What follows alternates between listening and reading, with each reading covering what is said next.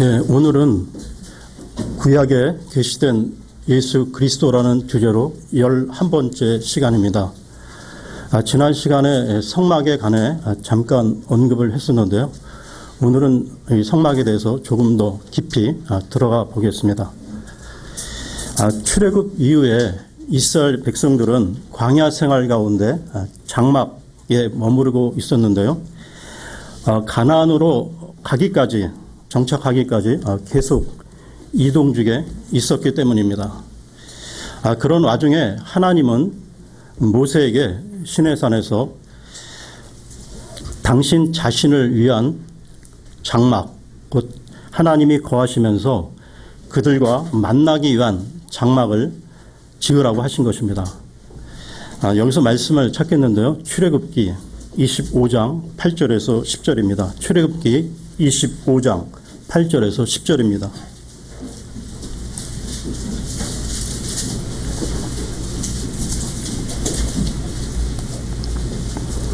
또 내가 그들 가운데 거하도록 그들이 나를 위해 성소를 만들게 하라.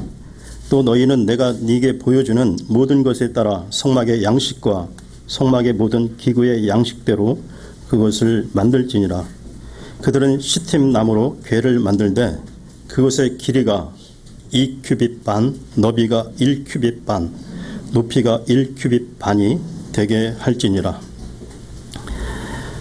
여기 10절에 보면 이 궤라는 말이 나오는데요. 이 궤는 하나님께서 모세에게 이 성막의 설계를 말씀하셨을 때 처음 말씀하신 것이 이 증언궤입니다. 이 증언궤는 주의 궤 또는 언약궤라고도 불리는데요. 지금 읽은 10절에 큐빗이라는 이 길이 단위가 나오고 있는데요. 이 큐빗이라는 것은 이 팔꿈치에서부터 이 가운데 손가락 끝까지 이 길이를 말하는데요. 한 50cm 전후가 되겠습니다. 이 증언궤는 길이가 약 한 1m가 조금 넘고요. 너비와 높이가 1m가 안 되는 작은 나무 상자로 보시면 됩니다. 겉부분은 금으로 덮여 있고요. 하나님께서 이 증언궤를 제일 먼저 언급하신 이유는 증언궤가 성막에서 가장 중요한 부분이기 때문입니다. 증언궤는 백성들 가운데 하나님께서 거하시는 곳에 반드시 있어야만 했던 것입니다. 이 증언궤는 시팀 나무로 만들어졌다고 하는데 이 나무는 마른 광야에서 발견되는 아카시 나무 계통으로 아주 딱딱하기 때문에 썩거나 부스러지지 않는다고 합니다. 이 나무는 증언궤의 그 바깥 부분으로서 예수님의 인성을 나타내고요. 그리고 이 증언궤는 표면이 금으로 입혀졌는데 이것은 예수님의 신성을 상징합니다. 예수님은 베들레헴에서 태어나셨고 지금 예수님은 하나님 왕자 오른편에 계십니다. 예수님은 신성과 인성이 연합된 분이시기에 완전한 하나님이시며 완전한 사람이십니다. 따라서 이 증언궤는 하나님이시며 사람이신 우리 주 예수 그리스도를 잘 보여주고 있는 것이죠. 그러면 이 증언궤, 이 언약궤와 관련해서 말씀을 보겠습니다. 히브리서 9장 3절에서 4절입니다. 히브리서 9장 3절에서 4절입니다.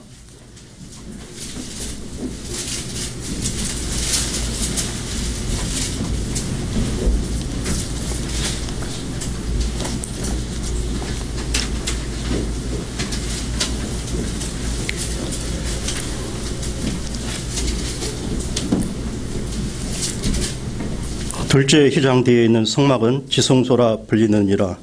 거기에는 금 향로와 돌아가며 금으로 입힌 언약궤가 있었고 이 궤 속에는 만나를 담은 금 항아리와 아론의 쌍난 막대기와 언약의 돌판들이 있었으며, 하나님은 이 언약궤를 만든 후에 첫 번째로 십계명, 즉 10가지 명령을 기록한 두 돌판을 그 안에 넣어두라고 하셨는데요. 이 두 돌판은 하나님과 이스라엘이 맺은 언약을 상징하고 있는 것입니다. 하나님은 시내산에서 이스라엘 백성에게 율법을 주시면서 그것을 지키면 거룩한 하나님의 백성이 될 것이라고 말씀하셨고, 이스라엘 백성들은 율법을 지키겠다고 약속함으로 하나님과 언약을 맺은 것입니다. 하나님은 율법의 핵심인 이 돌판을 언약궤 안에 보관함으로 이스라엘 백성이 항상 율법을 지킬 수 있도록 배려를 한 것입니다. 두 번째로 언약궤 안에 있었던 것은 만나를 담은 금 항아리였습니다. 만나를 기념하라고 한 것은 이를 통하여 이스라엘 백성들에게 양식을 주시는 분이 하나님이시라는 것을 대대로 알리게 하신 것이죠. 물론 여기서의 만나는 예수 그리스도를 상징하는 것입니다. 세 번째로 언약궤 안에 있었던 것은 아론의 싹 난 막대기인데요.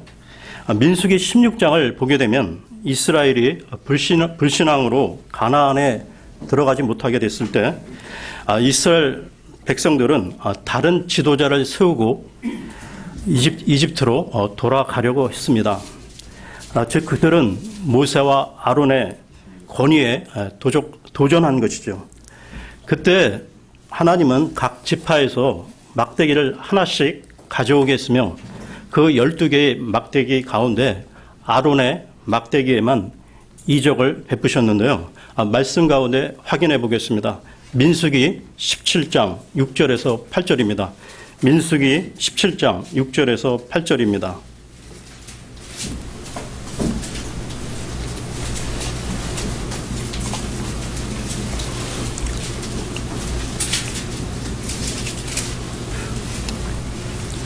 모세가 이스라엘 자손에게 말하며 그들의 통치자들이 각각 자기들의 조상들의 집들에 따라 각각의 통치자에 대해 막대기를 하나씩 취하여 그에게 주었으니 곧 12막대기더라. 그들의 막대기들 가운데 아론의 막대기가 있더라. 모세가 그 막대기들을 증거의 성막 안에 조합해 두니라. 다음날 모세가 증거의 성막 안에 들어가니 보라, 레이 집을 위해 내놓은 아론의 막대기에 싹이 나고 봉오리가 나오고 꽃이 피어 아몬드가 열렸더라. 하나님은 이 이적을 통해 모세와 아론을 세운 분이 자신임을 알려주신 것이죠. 하나님은 또다시 이스라엘 백성들이 하나님이 세운 지도자에게 도전하지 못하도록 그 막대기를 언약궤 안에 넣어두라고 하신 것입니다. 여기에서의 아론의 싹난 막대기도 주 예수 그리스도께서 다시 일어나실 것을 상징하며 또한 그를 믿는 자들의 부활을 나타내고 있는 것입니다. 한편으로 이 언약궤 안에 들어있는 이 세 가지 물건은 예수 그리스도의 세 가지 직분을 상징하고 있는데요. 대언자, 제사장, 그리고 왕입니다. 율법의 두 돌판은 하나님의 말씀을 백성들에게 전하는 대언자 직분을 말하는 것이고요. 아론의 막대기는 예수님의 제사장직을 말하고 있는 것입니다. 제사장은 주의 백성들과 하나님 사이를 중보하듯이 예수님은 대제사장으로서 주의 백성을 대신하여 죽음을 당하셨으며 또한 다시 살아나셔서 주의 백성들이 영생을 소유하게 하신 것입니다. 마지막으로 만나는 예수님의 왕의 직분을 상징하는 것이라 볼 수 있는데요. 왕은 백성들에게 필요한 것을 찾아내어 그들에게 주어야 하는데 주님의 완벽한 공급은 예수님께서 주의 백성의 모든 필요를 채우시는 왕이심을 알려주는 것입니다. 이 언약궤는 나중에 솔로몬의 성전이 예루살렘에 세워졌을 때 성막에서 성전으로 옮겨가게 됩니다. 이처럼 언약궤는 우리 주 예수 그리스도를 가장 놀랍게 증언하고 있는 것입니다. 출애굽기로 돌아와 다음 말씀을 보겠는데요. 출애굽기 25장 17절에서 22절입니다. 25장 17절에서 22절입니다.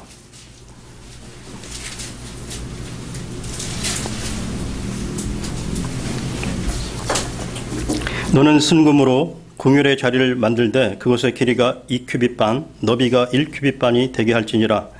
너는 궁율의 자리 양끝에 금으로 그룹 2개를 만들되 두들겨서 그것들을 만들고 한 그룹은 이쪽 끝에 다른 그룹은 저쪽 끝에 만들지니라.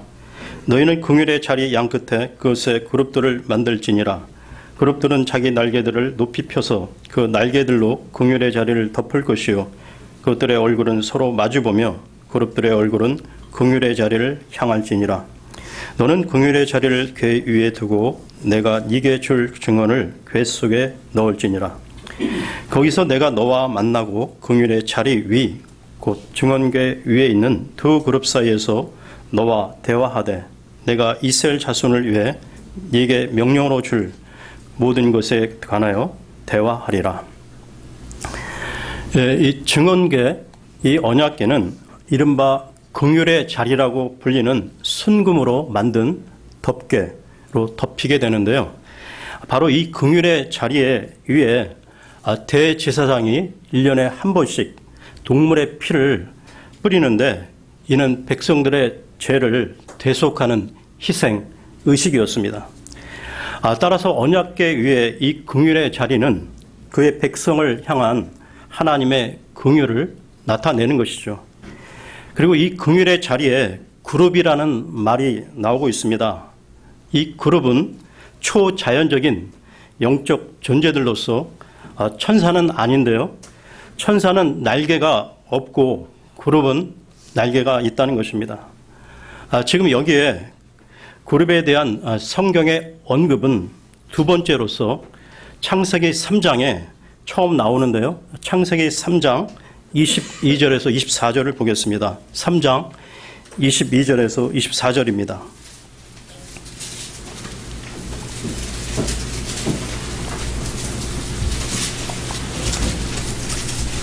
주 하나님께서 이르시되 보라 남자가 우리 중에 하나같이 되어 선악을 알게 되었도다.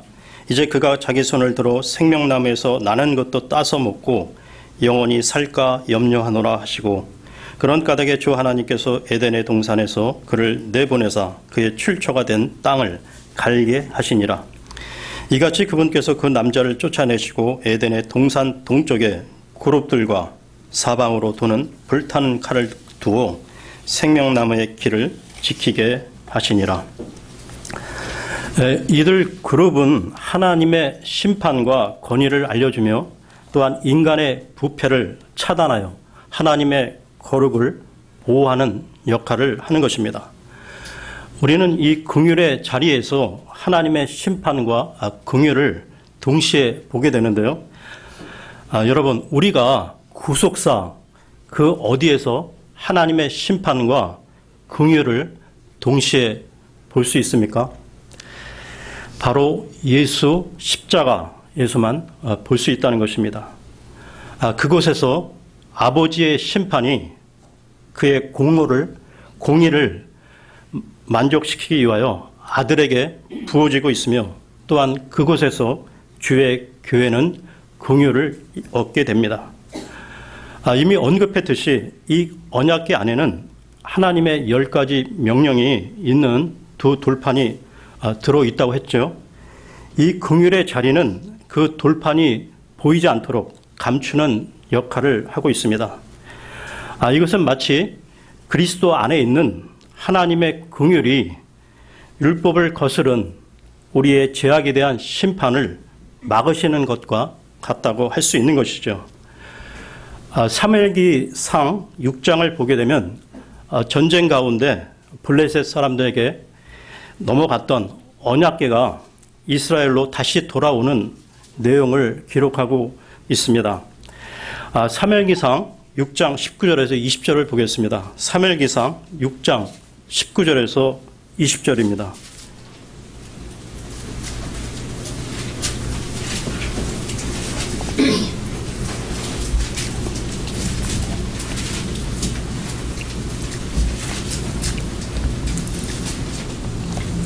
베스메스 사람들이 주의 길을 들여다보았으므로 그분께서 그들을 치시되 곧 그분께서 백성 중에서 5만 70명을 치시니라. 주께서 백성 중에서 많은 사람을 쳐서 크게 살육하셨으므로 백성이 애곡하였더라. 베스메스 사람들이 이르되 이 거룩하신 주 하나님 앞에 누가 능히 서리요? 그분께서 우리를 떠나 누구에게로 가실까 하더라.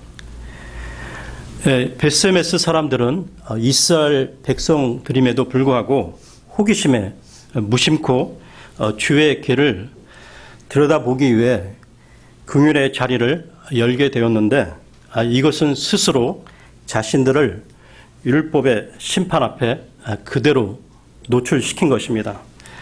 다시 말해서 긍휼의 자리가 치워지자 그들은 율법의 정죄와 진노로부터 그들을 막고 있는 긍휼을 치운 셈이 된 것이고 이에 죽임을 당한 것입니다. 이 사건을 통해서 우리는 하나님의 긍휼이 없이는 단 한순간도 살 수 없는 존재임을 자각하게 됩니다. 이 긍휼의 자리는 지성소 안에 있기 때문에 일반 백성들은 볼 수 없으며 하나님께서는 대제사장을 통해서만 주의 백성들을 만나시는데요. 하나님께서는 대제사장을 통하여 그의 백성들을 말씀으로 인도하셨습니다. 마찬가지로 우리 주 예수 그리스도는 주의 말씀을 통하여 우리에게 말씀하시고 성령을 통하여 우리를 인도하시는데요. 이처럼 주님께서는 우리에게 언제나 긍휼을 베푸신다는 것입니다. 증언계가 지성소 휘장 안에 숨겨져 있는 반면에 보여주는 빵과 그 빵을 놓는 상 그리고 등잔대와 분향제단은 성소 안에 있었습니다. 이 보여주는 빵에 대하여 말씀을 찾겠는데요. 레위기 24장 5절에서 6절입니다. 레위기 24장 5절에서 6절입니다.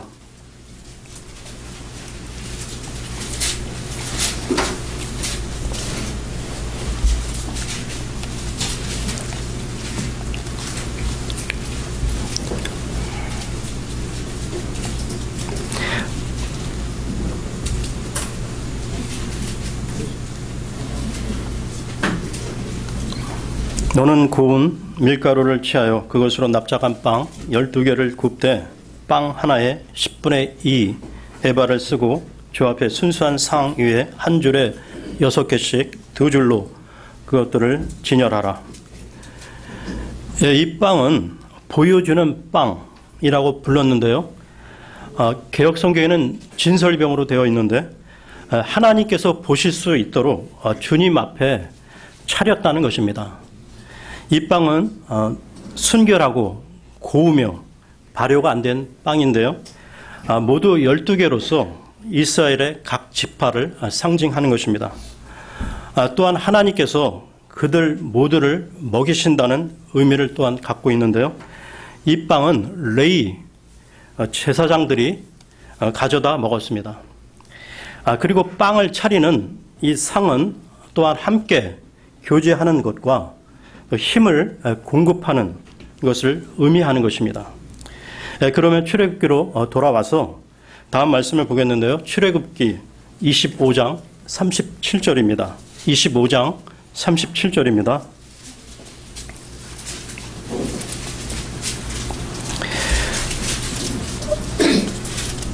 너는 등잔대에 등잔 7개를 만들고 그들이 그것에 등잔들에 불을 붙임으로써 그것들이 그것의 맞은편으로 빛을 발하게 할지니라. 성소에 들어가면 오른쪽에는 빵과 빵을 놓는 상이 있었고요. 왼쪽에는 금으로 만든 등잔대가 있었습니다.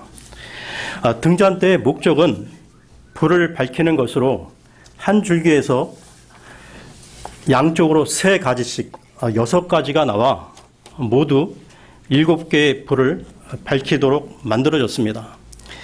등잔대는 빵이 진열된 그 상 맞은편에 있었기에 그 상을 향해 빛을 비추었는데요. 등잔대는 우리 믿음의 여정에 빛을 비춰주시고 또한 우리 믿음에 힘을 주시는 예수님을 예표하는 것입니다.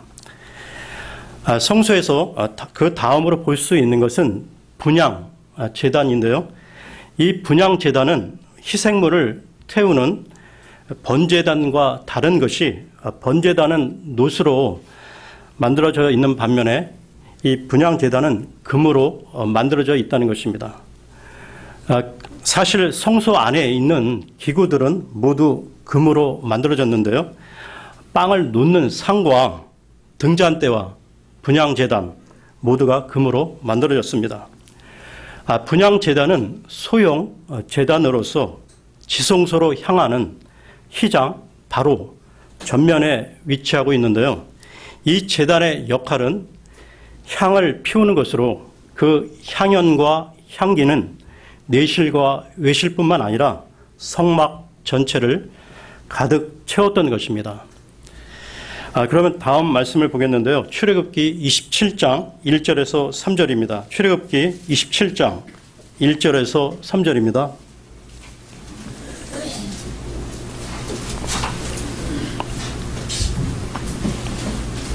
너는 시팀나무로 제단을 만들되 길이를 5규빗, 너비를 5규빗으로 하여 제단을 네모 반듯하게 하고 그것의 높이는 3규빗으로 하며 제단의 네 기퉁이 위에 제단의 뿔들을 만들되 그것의 뿔들을 제단과 같은 것으로 만들고 제단을 놋으로 입히며 제단의 재를 담는 통들과 부삽들과 대야들과 고기 갈고리들과 불 옮기는 그릇들을 만들되 제단의 모든 기구를 놋으로 만들지니라. 성막의 입구를 통하여 안으로 들어가면 뜰이 있었고요. 이때 제일 먼저 보이는 것이 놋제단이었습니다. 이 놋제단은 불로 희생제를 드리는 번제단으로 그 제단의 치수는 길이와 너비가 모두 5규빗으로 되어 있습니다. 성경에서 이 5라는 숫자는 죽음을 나타내는 숫자로도 알려져 있는데요. 보통 우리가 엘리베이터를 타게 되면 그 엘리베이터, 그 아라비아 숫자 4가 아니라 F로 되어 있는 것을 보게 되는데 이 성경을 좀 잘 알고 있는 그 어느 그 기독교 병원 그 엘리베이터는 그 5층에 그 아라비아 숫자 5자가 없다는 것을 제가 들은 기억이 있습니다. 그런데 창세기 5장 5절을 보게 되면 이 최초의 인간 아담의 죽음이 기록되어 있다는 것입니다. 아무튼 이 번제단 위에서 동물의 대속적 희생이 밤낮으로 진행되었는데요. 구약 시대에 하나님께 나아가는 것을 통하여 분명하게 배우는 교훈은 죄 문제를 해결하지 않고서는 하나님께 다가갈 수 있는 길이 전혀 없다는 것입니다. 현대인들은 이 사실을 인정하고 싶지 않겠지만 다른 방법은 없습니다. 그렇기 때문에 성전 안뜰로 들어가서 제일 먼저 보게 되는 것은 죄에 대한 심판, 불인 것입니다. 불. 이 세상에 있는 거의 모든 종교가 틀린 이유는 그들이 바로 이 죄의 문제를 잘못 다루고 있기 때문인데요. 그들은 가능한 이 죄의 문제를 회피한다는 것입니다. 여러분, 이 장면을 한번 상상해 보십시오. 제단 앞에서 도살당하며 그 울부짖는 그 소들의 울음소리와 함께 계속 음매하며 소리치는 그 양과 염소들의 그 울부짖음, 또한 동물들의 피가 땅에 뿌려지고 그 다음에는 헐헐 타는 불 위에 놓여 새카맣게 타버립니다. 어찌 보면 이 광경들은 지옥의 축소판이라 할 수 있는데요. 하나님께서는 왜 이렇게 잔인하고 무서운 희생을 요구하시는 걸까요? 또 백성들로 하여금 이 처참한 광경을 보게 하시는 걸까요? 이것은 이스라엘 백성과 우리들에게 인간의 죄와 그 형벌이 얼마나 악하고 무서운 것인가를 보여주시기 위함이요. 또한 그 죄의 문제를 풀 수 있는 해답을 알려주시기 위함이었습니다. 성막에 들어가려면 반드시 놋제단을 통과해야 하는데요. 이 놋제단은 예수님의 십자가 대속을 예표하는 것입니다. 이 말은 우리가 거룩하신 하나님을 만나기 위해서는 예수님의 십자가 대속을 믿어야 한다는 것입니다. 이와 관련해서 말씀을 보겠는데요.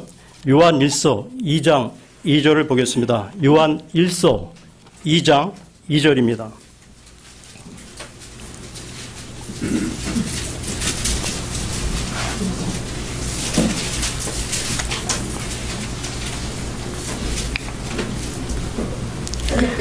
그분은 우리의 죄들로 인한 화의 헌물이시니 우리의 죄들뿐 아니요 온 세상의 죄들로 인한 화의 헌물이시니라.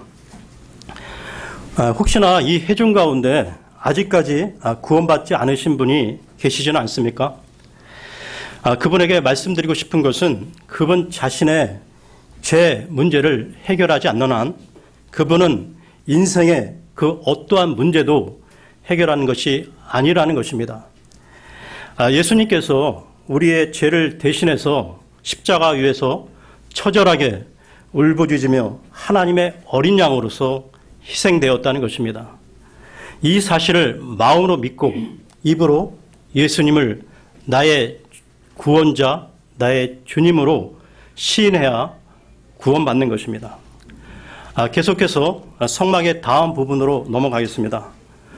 놋제단을 지나 앞으로 가면 이 물두멍을 만나게 되는데요.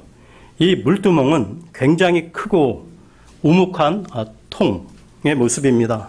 쉽게 말해서 큰 물대야로 보시면 되는데요.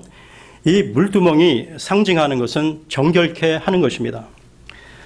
그러면 이것을 우리의 구원과 관련해서 적용해 보겠는데요.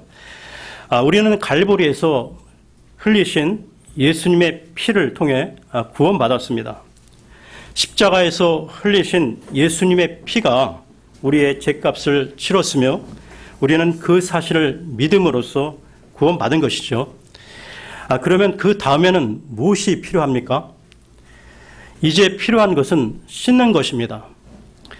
하나님께서는 아론과 그 아들들에게 다음과 같이 말씀하셨는데요. 출애굽기 30장 20절에서 21절을 보겠습니다. 출애굽기 30장 20절에서 21절입니다.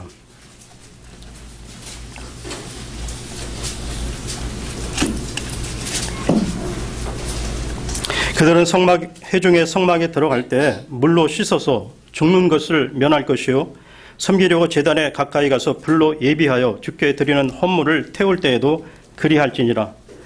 이와 같이 그들이 손발을 씻어서 죽는 것을 면할지니 그것은 그들에게 곧 그와 그의 씨에게 그들의 대대로 영원한 법규가 될지니라. 우리가 구원받았을 때 온몸은 씻겨진 상태지만 손과 발은 매일 씻어야 한다는 것이죠. 이 부분과 관련해서 말씀 한 구절을 더 보겠습니다. 로마서 8장 13절입니다. 로마서 8장 13절입니다.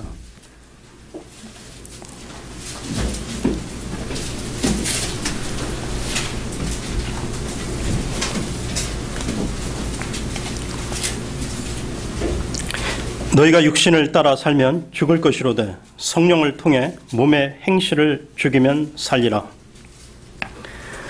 구원받은 사람들은 이 악한 현 세상에서 순례자의 삶을 살아가기에 이 세상에서 사는 동안 다소간의 죄로 인해 더럽혀지게 마련이죠. 그렇다고 다시 구원받을 필요는 없으며 우리가 해야 할 일은 우리의 발을 씻는 것입니다. 그렇다면 어떻게 씻어야 할까요? 에베소서 5장으로 가겠습니다. 에베소서 5장 26절입니다. 에베소서 5장 26절입니다.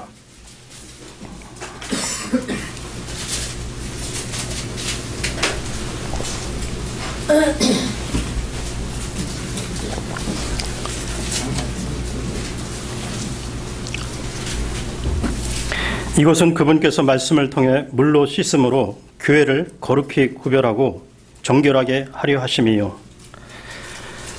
놋제단이 구원을 위한 유일한 길로서 그리스도의 십자가를 나타내는 것처럼 이 물두멍은 그리스도의 말씀에 의하여 정결케 됨을 나타내는 것이죠. 곧 물두멍은 믿는 자의 성화를 의미하는 것입니다.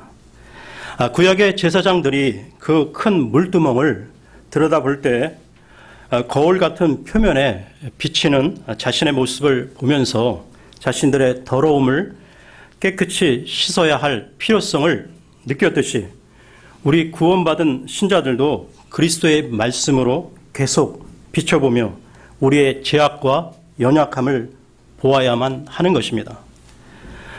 그러면 이 성막과 관련해서 짚고 갈 한 가지를 언급하고 마치려고 합니다.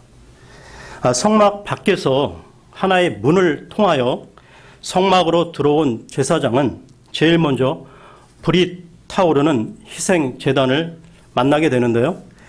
그 놋제단은 그리스도의 십자가를 의미한다고 했습니다.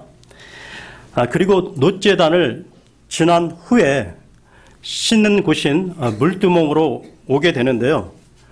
그렇다면 이 말을 아직 구원받지 않은 불신자에게 적용해 보겠습니다. 구원받지 않은 그 사람은 말씀의 물로 씻기 전에 예수 그리스도의 복음을 먼저 접해야 한다는 것이죠. 다시 말해서 불신자는 예수 십자가에 제일 먼저 나가야만 하는 것입니다. 그리고 구원받은 이후에 살아가면서 말씀의 물로 씻어야 하는 것이죠.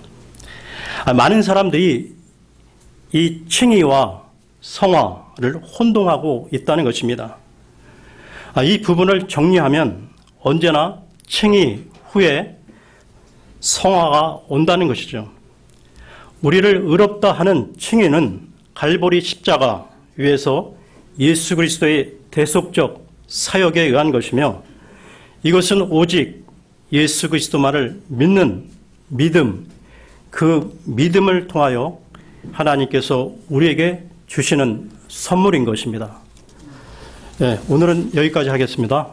네.